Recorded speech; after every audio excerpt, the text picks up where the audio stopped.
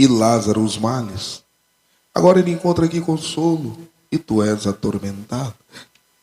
O Senhor esteja convosco. Ele está no meio de nós. Proclamação do Evangelho de Jesus Cristo segundo Lucas. Glória a vós, Senhor. Naquele tempo, Jesus disse aos fariseus: havia um homem rico que se vestia com roupas finas e elegantes e fazia festas esplêndidas todos os dias. Um pobre, chamado Lázaro, cheio de feridas, estava no chão à porta do rico. Ele queria matar a fome com as sobras que caíam na mesa do rico. E, além disso, vinham os cachorros lamber suas feridas. Quando o pobre morreu, os anjos levaram-no para junto de Abraão.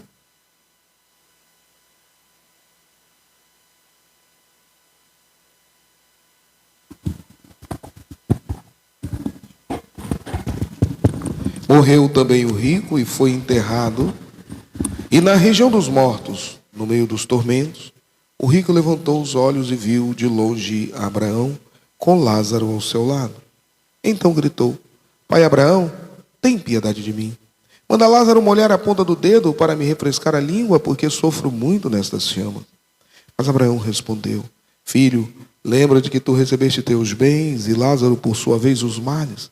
Agora, porém, ele encontra aqui consolo e tu és atormentado. E, além disso, há um grande abismo entre nós. Por mais que alguém desejasse, não poderia passar daqui para junto de vós, e nem os daí poderiam atravessar até nós. O rico insistiu: Pai, eu te suplico, manda Lázaro à casa do meu pai, porque eu tenho 5 irmãos. Manda preveni-los, para que não venham também eles para este lugar de tormento. Mas Abraão respondeu: Eles têm Moisés e os profetas, que os escutem. O rico insistiu: Não, pai Abraão, mas se um dos mortos for até eles, certamente vão se converter. Mas Abraão lhe disse: Se não escutam a Moisés nem aos profetas, eles não acreditarão, mesmo que alguém ressuscite dos mortos. Palavra da salvação. Glória a vós, Senhor.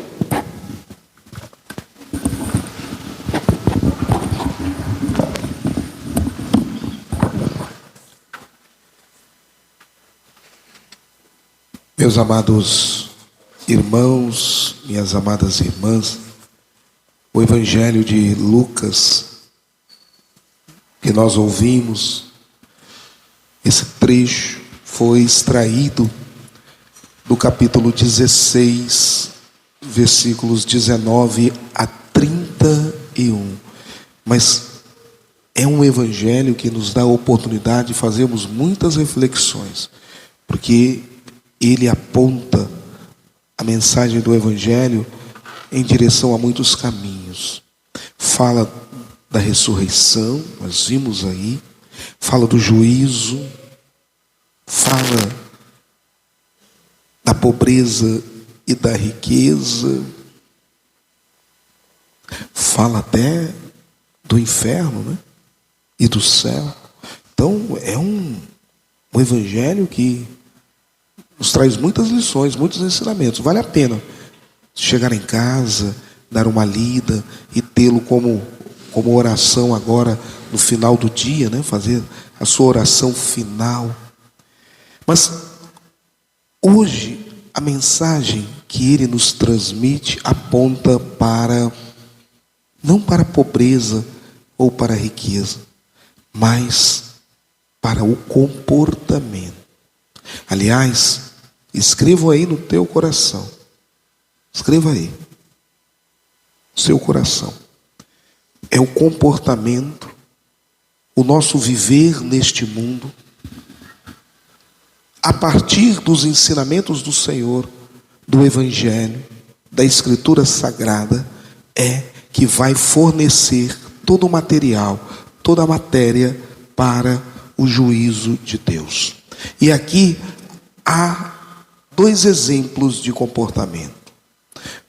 O do rico, que sequer é nominado aqui, ele tem nome, mas o evangelista Lucas não o cita. Jesus não fala no nome do rico. Por que será? E Lázaro, o pobre homem. 2 comportamentos, 2 experiências de vida totalmente distintas. Uma baseado na segurança, na falsa segurança dos bens. Uma vida cheia de excentricidades. Uma vida simplesmente para festejar, esbanjar, projetar-se. Não há senso nenhum de solidariedade, de compromisso, nem com Deus e nem com o outro. É uma vida frívola, de prazeres, sabe? Um hedonismo mesmo.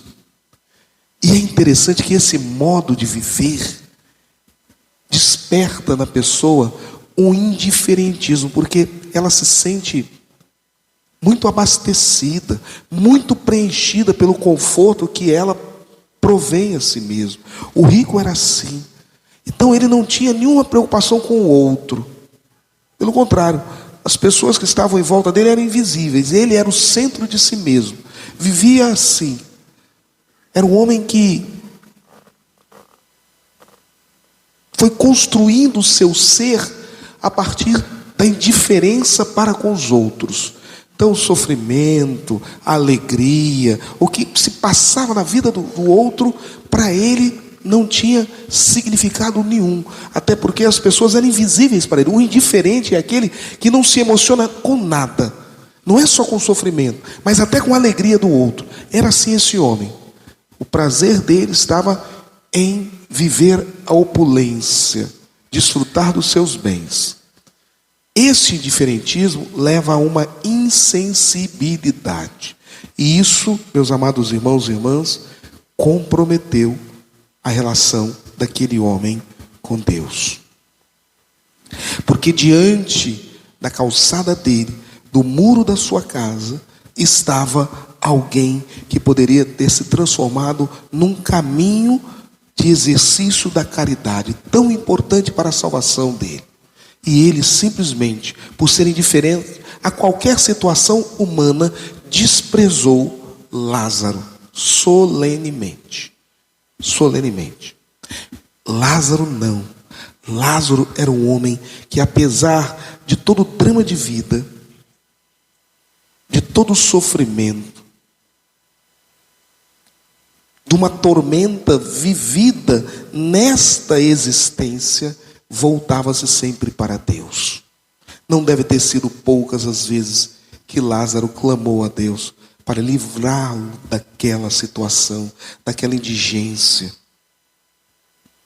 Não foram poucas vezes que Lázaro deve ter suplicado ao Senhor: Senhor, olha por mim. Que alguém possa se compadecer lá nessa festa, nesse som que eu estou ouvindo lá.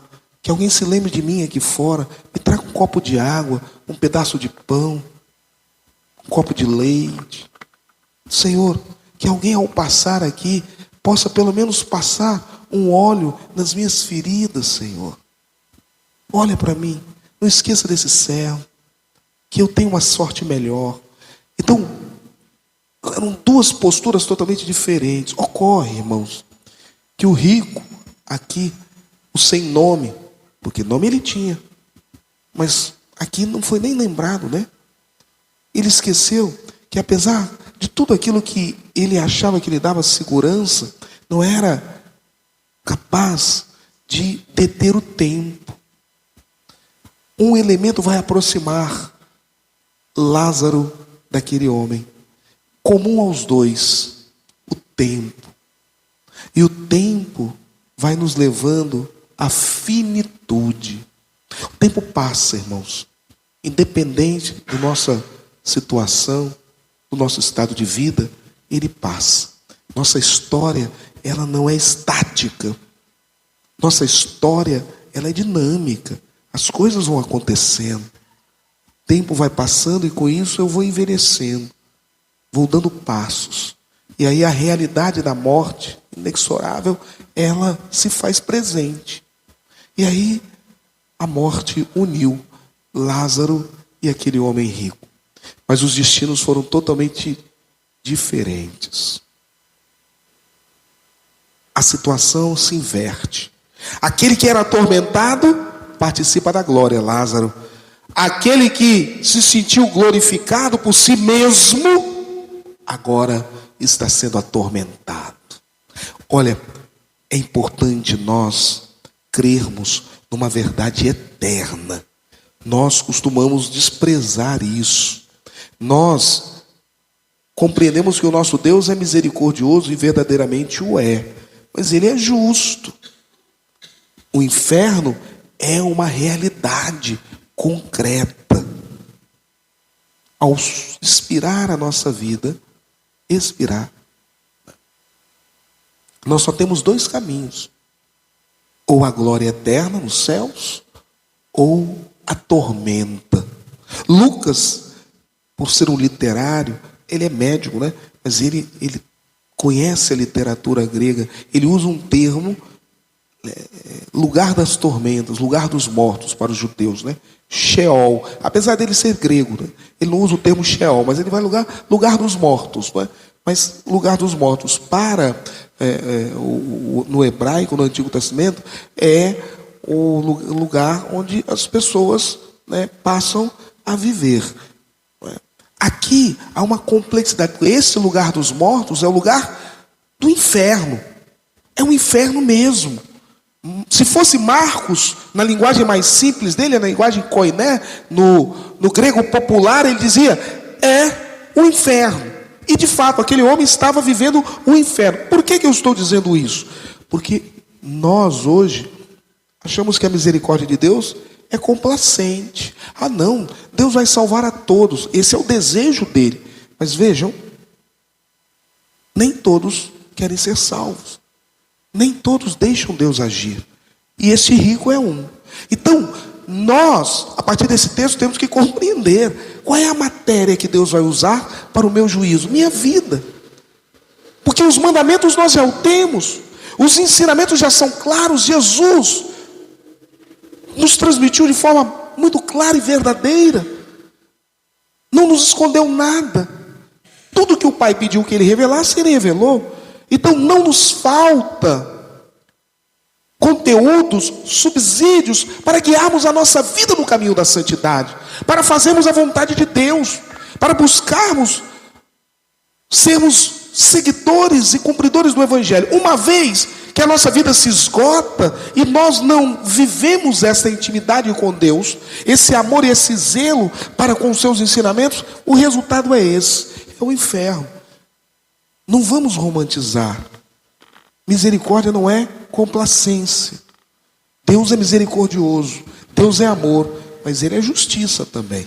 Ele é justiça. Então, o que Deus vai usar para me julgar? Minha vida, meus atos, minha história. Se ela estiver em conformidade com o Evangelho, isso não é difícil para ninguém, é fruto apenas do esforço e da graça dele, que nós recebemos, não é, espontaneamente. Nós vamos estar contemplando a glória como Lázaro. Senão, não nos resta outro caminho. Não há um meio termo não, sabe? As pessoas precisam se atentar a isso. Se atentar. Ou existe a salvação, que aqui é representado pelo céu, pela glória, ou existe o inferno. Não tem como irmos em outra direção.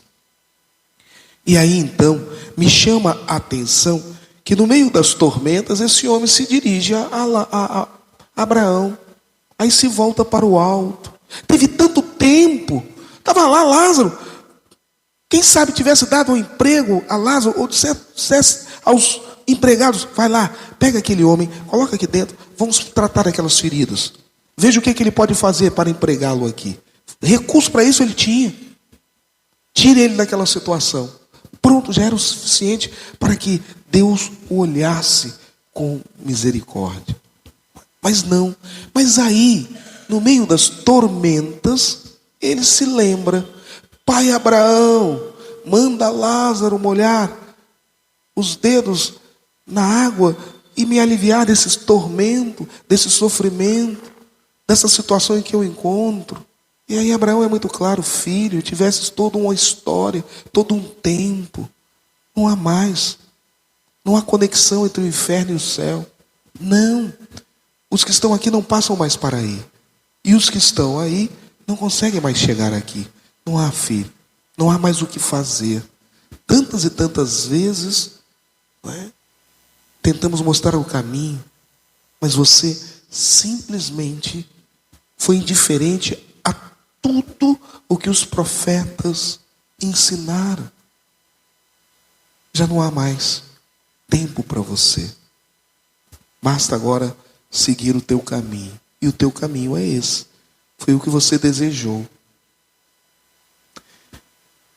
E aí é interessante que me chama a atenção que pode acontecer muito na nossa vida, sabe?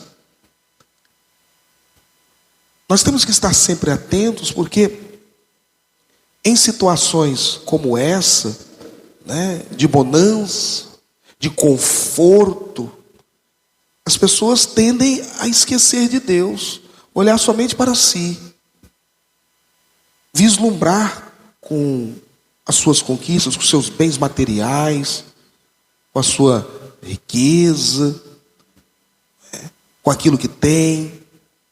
Aqui nós não estamos falando de pobreza nem riqueza não, sabe? Porque não vamos também romantizar e nem condenar. Todo rico vai para o inferno, todo pobre está no céu. Não, porque aqui se trata de indiferença e insensibilidade. E isso atinge qualquer pessoa em qualquer camada social. Não vamos aqui também dizer, olha, condenou porque era rico. Não. Absolveu porque era pobre. Não. É porque um se via a Deus e o outro não. E se vir a Deus passa pela sensibilidade para com as criaturas de Deus. A condenação veio por causa disso, não veio porque ele tinha dinheiro. Nós temos tantas pessoas que têm recursos e que são caridosas. Nós temos tantas pessoas que são pobres, que são mesquinhas. E o inverso também vale. Então não se trata disso. Trata-se realmente de comportamento. A mesquinhez, ela adentra em qualquer coração.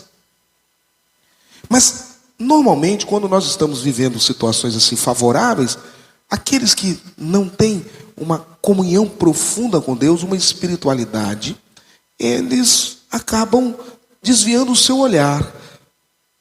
Traz muito mais vislumbre, chama muito mais a atenção, salta muito mais aos olhos, não é? O meu conforto, minha vida. Às vezes eu não compreendo que isso também é graça de Deus. Isso é graça de Deus. Isso é ação de Deus. Não é? Às vezes eu me volto para mim mesmo e esqueço da origem de tudo isso. E o contrário, como Lázaro, aquele que, mesmo no sofrimento, não esquece do amor de Deus, não esquece da confiança. Agora, tem muitos que, quando vão para a tormenta, vão para a enfermidade, vão para o sofrimento, aí se lembram de um Deus que sempre se fez presente na vida dele, mas que não tinha espaço para se manifestar, porque o coração se fecha. Lázaro não. Lázaro vivia dia e noite na presença de Deus. E não via aquele sofrimento como um castigo de Deus, mas como insensibilidade das criaturas que não amavam a Deus, e muito menos ao outro. E aí, meus amados irmãos e irmãs, o fim veio. Mas vejam, este tipo de vida como o rico, é uma vida que infelizmente vai criando uma escola que deturpa, deforma as pessoas. Ele lá no inferno se preocupou com os irmãos, porque ele viu que o comportamento dele criou um costume, um hábito, um jeito de ser dos irmãos. Então ele diz, manda alguém para lá, manda Lázaro lá, porque os meus irmãos estão se comportando da mesma forma. E eles vão me fazer companhia se continuarem assim. E aí Abraão, muito sabiamente, diz, filho, eles têm Moisés e os profetas. Eles escutem Moisés e os profetas. Eles têm a palavra, têm a Torá, têm os ensinamentos. Não falta nada, aquilo que você teve. Ah, mas se um dos mortos for até eles, eles vão acreditar? Filho, se eles não creem na palavra dos vivos, vão acreditar naqueles que ressuscitaram? De forma alguma, não. Se eles forem sábios, eles vão dar ouvido aos mensageiros de Deus que lá já estão. Pois bem, meu amado irmão, minha amada irmã, nós temos que compreender que esse tipo de comportamento que o próprio profeta Amós nos narra hoje, né? Nos apresenta, né? Aqueles que construíam as suas mansões lá nos altos do Monte Sião, lá em Jerusalém, ou nos lugares altos da Samaria, e lá celebravam, não é? Com seus amigos, às custas do sofrimento das pessoas, esbanjavam os seus recursos, sem mesmo lembrar daqueles que estavam padecendo na miséria, no sofrimento, na angústia, celebravam suas vitórias, seus bens, às custas de pessoas que estavam ali padecendo, numa agonia. Deus irá julgá-los, dizia o profeta Amós. Olha, vocês, não é, que tomam vinhos finos, que se alegram nos banquetes, que dormem em camas de marfim e almofadas luxuosas, que se perfumam com ungüentos, um dia vocês irão ser responsabilizados. Um dia vocês prestarão contas a Deus. E aí nós podemos nos perguntar, mas qual é o caminho? O caminho é do Evangelho, que Paulo ensina com tanta diligência ao seu discípulo Timóteo, bispo de Éfeso. Mantenha-se firme na fé. Ensine aos seus, e Timóteo era um pastor daquela igreja, ensine aos seus aquilo que eu vos transmiti, que eu recebi do Senhor. O Rei da Glória, Ele irá glorificar todos aqueles que agirem com simplicidade e fidelidade. Aqueles que forem sensíveis à mensagem e se conformarem ao Evangelho do Senhor. Esses serão glorificados por aquele que o Pai glorificou, Jesus Cristo. Então, a observância dos ensinamentos do Evangelho é o caminho para que nós não vivamos como o rico, indiferentes, insensíveis, mesquinhos. Está aí a palavra com a força da sua clareza, a intensidade da sua verdade, para guiar o nosso coração, para conduzir a nossa vida. Nós não somos ignorantes. Nós sabemos interpretar, porque nos foi dado o dom do alto do Espírito Santo para discernir aquilo que Deus nos ensina e aplicar na nossa vida. Então, meus amados, ao ouvirmos a experiência dessas duas criaturas de Deus, que nós possamos tirar profundas lições para a nossa vida. O certo é, esta vida, ela vai passando. Nós vamos nos encaminhando. Podemos nos encaminhar para a graça ou podemos nos encaminhar para a perdição. Basta ouvir a voz do Senhor que nós saberemos como conduzir o nosso viver. Que Deus nos abençoe, que a palavra de Deus nos santifique, que o testemunho de Lázaro possa iluminar o nosso agir. Louvado seja o nosso Senhor Jesus Cristo. Para sempre seja louvado. Creio em Deus Pai,